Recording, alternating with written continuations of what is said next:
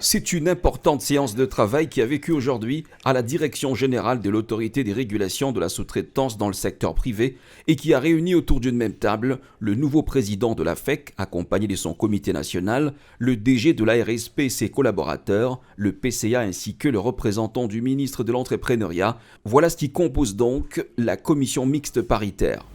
Pendant 3 heures, ces échanges ont porté notamment sur l'évaluation des lettres de recommandation des sous-traitants pour l'obtention des marchés, ce qui fera d'ailleurs objet du prochain contrôle au sein des sociétés principales et la publication imminente du guide sectoriel déterminant le champ d'application de la loi sur la sous-traitance en RDC pour une mise en application efficiente.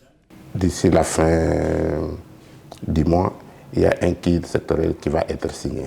Le travail est en cours. Je pense qu'avec ce guide, ça va donner encore un peu beaucoup plus de la lumière, de façon que les choses se fassent beaucoup très bien. Nous conseillons les entreprises membres de respecter les lois de la République. Elles doivent être respectées. Au cas où il y a un problème sur l'interprétation de ces dernières, nous avons les experts de part et d'autre qui doivent se mettre à la table pour nous montrer s'il y a difficulté ou pas.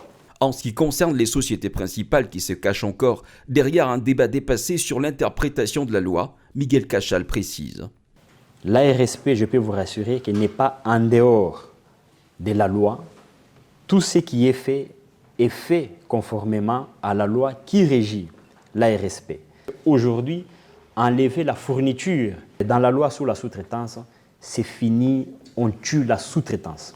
Parce que 90% de la loi sur la sous-traitance, c'est la fourniture.